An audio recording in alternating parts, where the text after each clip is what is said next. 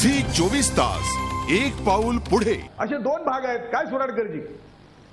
त्यामुळे अशा परिस्थितीमध्ये आम्हाला भारतीय संविधानाने शिकवलेले सगळे मंत्र वापरले पाहिजेत.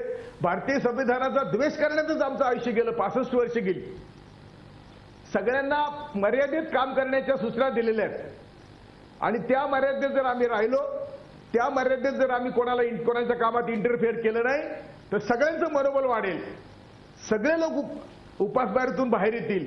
आम्हाला ते कोणाला वेळ करायला त्याच्यावर द्यायला वेळ नाही. आता देशपांडे म्हणलं तर समाजमन म्हणजे काय, तुम्ही शिक्षणातून जेव्हा या देशातील समाजवादी धर्मनिरपेक्ष लोकशाही रुजवाल,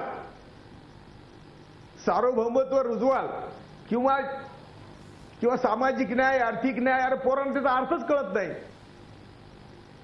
त्यामुळे माझी सर्वांना तुमच्या माध्यमातून विनंती आहे की आपण सगळे मिळून भारतीय संविधानाच्या तहत किंवा भारतीय संविधान सांगतं त्याप्रमाणे या सगळ्या संस्थांना त्यांच्या टाकलेल्या जबाबदाऱ्यावर काम करायला सांगून एकमेकांनी एकमेकांमध्ये इंटरफेअर केलं नाही. अरे कित्येक खून केलेलेच लोक मंत्री होतात, करणार काय आपण. म्हणजे शेवटच नाही हो, याला काही शेवटच नाही. काय देशपांडेजी नाही कोळसे पाटील सर तुम्ही म्हणता हे अगदी बरोबर आहे. अशी परिस्थिती झाली आहे म्हणून तर सध्याची जी परिस्थिती आपल्याला दिसतीये ती आपल्या समोर येताना दिसते आहे. पण याची सुरुवात कुठून तरी व्हायला पाहिजे ना. पहिलीच्या शिक्षणापासून समाज बदलला पाहिजे आणि त्यासाठी भारतीय संविधानाचा आधार घेतला पाहिजे. त्यासाठी गौतम बुद्धापासून आमची परंपरा या देशाला शिकवली पाहिजे.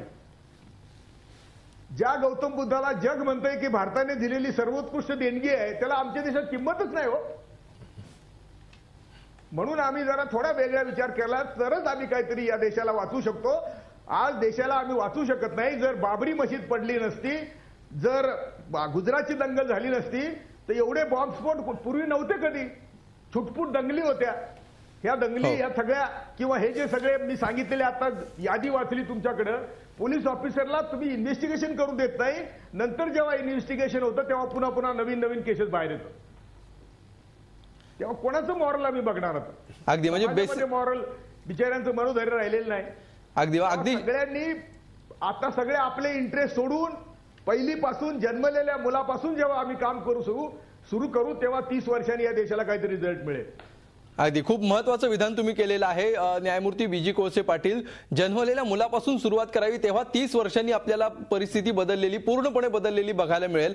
मात्र सुरुवात करण्याची वेळ आलेली आहे. जितका उशीर या प्रक्रियेला होईल तितकाच उशीर या संपूर्ण परिस्थिती सुधारण्याला सुद्धा होणार आहे. सुरुवातीला कार्यक्रमाचा आपण एक रोखठोक प्रश्न विचारलेला होता. आमचा प्रश्न होता, पोलीस आणि सैनिकांना सरकारकडून मिळणारी वागणूक योग्य आहे का. आणि बघा लोक काय म्हणतायत, 4-6% लोक म्हणतायत की होय सरकारकडून मिळणारी वागणूक योग्य आहे, तर 94% लोक नाही म्हणतायत. पोलीस आणि सैनिकांना सरकारकडून मिळणारी वागणूक योग्य नाही. या चर्चेतून निष्पन्न झालेलं आहे. सैनिकांचं आणि पोलिसांचं खच्चीकरण होतंय, त्याचे घटक वेगळे आहेत, कारणं वेगळी आहेत, त्याला जबाबदार असणारे व्यक्ती वेगळे आहेत. मात्र हे सगळं थांबू शकतं आणि त्यासाठी पहिल्यापासून सुरुवात करावी लागेल. जन्माला आलेल्या मुलापासून सुरुवात करावी लागेल. इतकी परिस्थिती बिकट झालेली आहे, हे वास्तव आहे.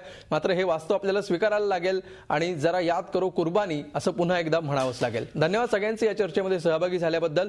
रोखठोकमध्ये आज इतकंच. ताज्या बातम्यांसाठी पाहत रहा झी 24 तास.